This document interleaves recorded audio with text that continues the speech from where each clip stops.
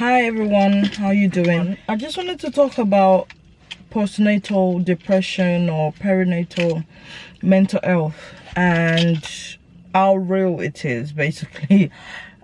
Just wanted to say, if you have friends who just had a baby, please check on them. Depression is real. Like, we need to dedicate time for each other as mothers.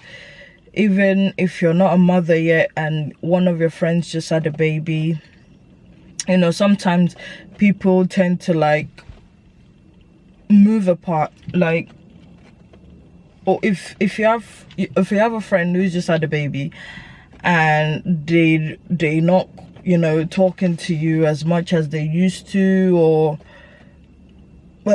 you know, you feel like they've drifted apart from you, it's not because they're feeling all nice now, because sometimes people think, oh, because she's married now, she's got her own family now, she doesn't want anything to do with us, kind of thing, and all this. But trust me, it's not always the case, and we need to learn to support, you know, mothers who just had mothers, you know, people who their life has changed.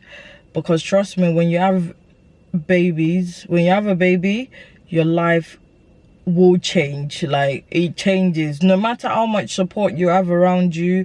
Even if you have your mom helping you look after the baby, and you have husband who's very caring, or partner or boyfriend, trust me, it's still difficult. It's difficult, and it's so hard to explain sometimes, and sometimes you feel like you're even explaining and nobody understands, you know, how you're feeling.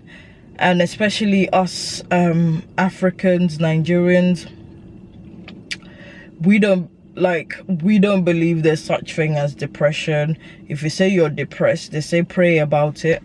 Yeah, prayer do work, but sometimes you need people around you to show that they understand.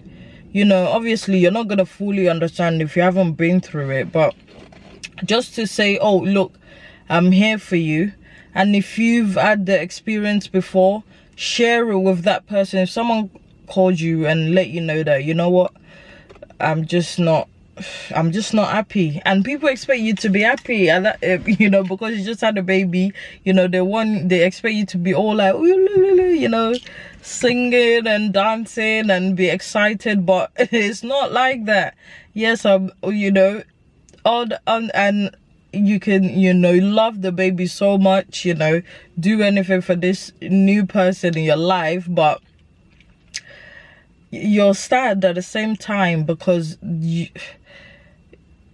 you're restricted to do so many things. Like, you have to put that person first now before yourself. You feed them, you do this, especially if you're now breastfeeding, like, they're glued to you. And it's important that we speak out. So learn to speak out, even if you feel like, you know, no one around you understands and stuff, still get it off your chest.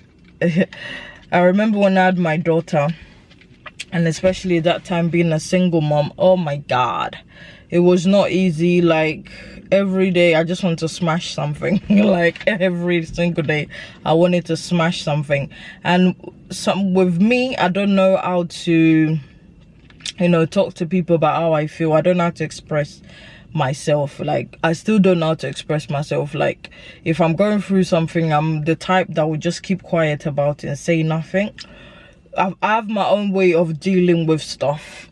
We all have different ways of dealing with stuff. Like, some of us just need to be like, move back into our own little space. I don't know, I think there's a name for it. Like, those people that just don't, like, it's so hard. Like, even when I don't really like mingling with people like that. When I go to party, I'm not one to like start conversations and stuff. Like, I tend to keep to myself a lot, not because I don't like people. I do like meeting people, but at the same time, it could be when I put myself out there, it can be a bit overwhelming when I'm around people. So, like, I tend to keep to myself a lot.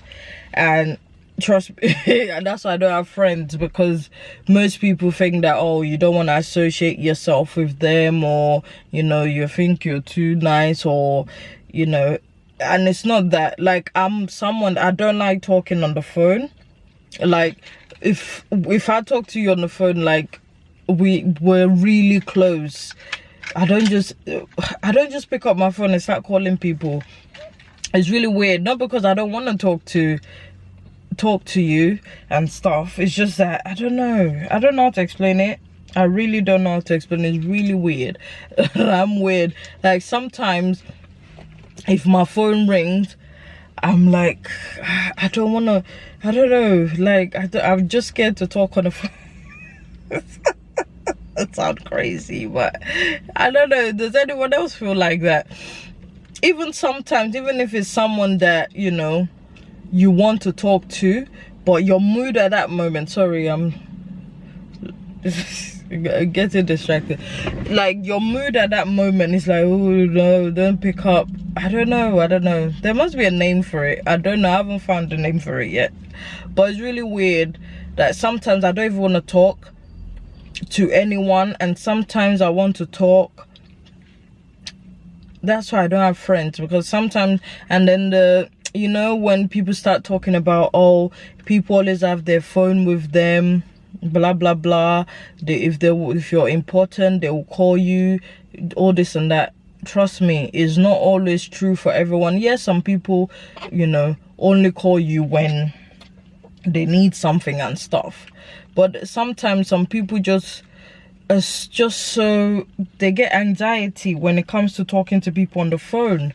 There's just something about, I don't know, there's something about it. Like, sometimes it's just like, oh, I'm not in the right state of mind to talk to anyone right now.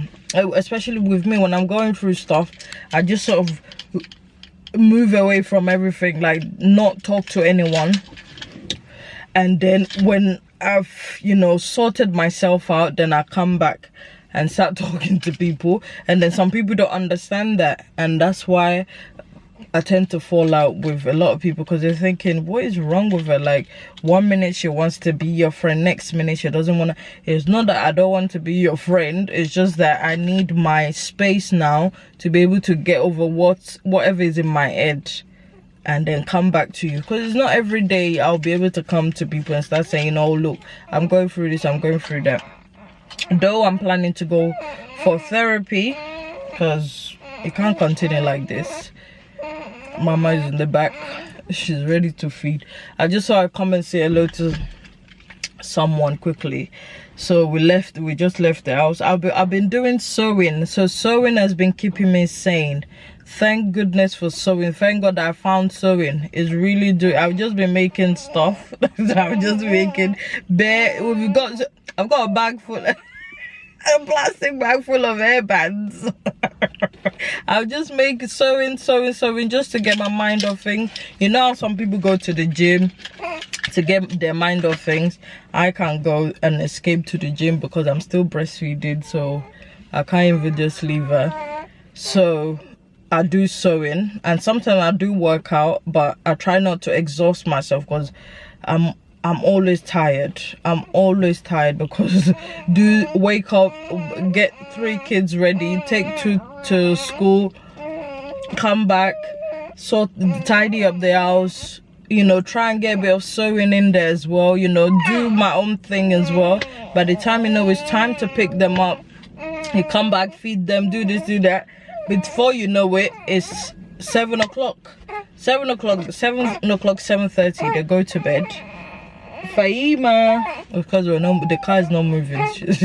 So, you know, 7 o'clock, 7:30, they go to bed. You read to them and all this, and you've only got like few hours to yourself to do whatever you want to do, or finish off whatever you want to finish off. 1 second. Yeah, sorry. So, you know, to finish off whatever you want to finish off. By that time, it's time for bed. And sometimes I even go to bed late because I've not done what I need to do, or even I find it hard to sleep. Sometimes I don't sleep till about 12 o'clock, 1 o'clock, even sometimes 2 o'clock, and then I have to be up again by what, 7:30 to get the kids ready for school. So it just goes on. It goes on, and it's crazy sometimes. Like, you're so tired, but you plan to work out, but you're exhausted. Like, you can't even move. It's so difficult. And I'm trying to lose weight, you know, not anything dramatic or anything. I've lost I've lost 2 inches because I don't use weights. I don't stand on any scale to, no, I don't do that. What I do is do measurements and, you know, see if clothes are getting loose and stuff. So I've only lost like 2 inches in 1-2 months, like, but that's because obviously I'm not, you know, doing it proper, because I can't reduce my calories too much because I'm still breastfeeding. I tried to reduce my calories, but then my breast was just dry. Like, I was not producing enough milk. So I said, you know what, let's not do that. And the more you reduce your calories, the more nutrients you're reducing as well. And she needs the nutrient and I need the nutrient at the same time. So you're trying to feed 2 people nutrients. 2 people need nutrients in their body. So, you know, you have to be careful about that, because that's another thing when you become moms and your post-baby body is not... Hello, mama. Oh yeah, I made a hairband. I told you we got so many hairbands. And so, you know, the post body is not as, you know, as banging as it used to be. And now you've got this body. You just have to learn to manage it like this, especially if you're breastfeeding. You can't be doing too much cutting calories and stuff. First, you need to let your body heal, you know, and then feed the baby, feed yourself. Eat when you're hungry, which I'm always hungry. But what I try to do is try not to eat ridiculous stuff like unnecessary calories. Well, with me, I don't drink like fizzy drink and stuff. Like, that's easy for me. Like, I don't need to like think twice about it. It's easy for me. I haven't had fizzy drink in about 9 years, so it's easy for me because I just don't like the taste anymore. You know, when I don't know, you know, sometimes you just don't like the taste of something anymore, so that one comes easy for me. But there's some food that I really like and I can't cut them out, so what I do is reduce the amount.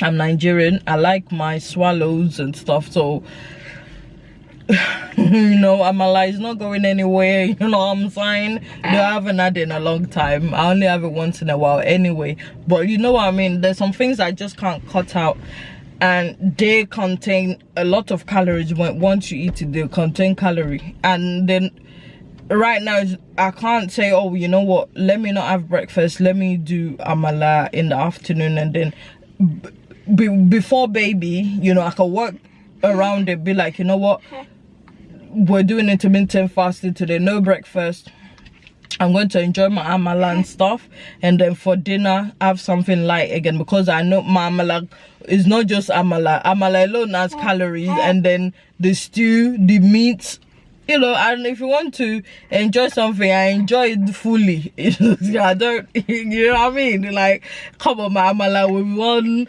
yeah, what, chicken breast? Who puts chicken breast in this stew? Like, come on. So, you know what I mean? Like, you enjoy the thing, innit? So, and if you want to do enjoyment, you know, you have to cut other bits of it. Like, it's like when you're saving up, you want to travel to Dubai.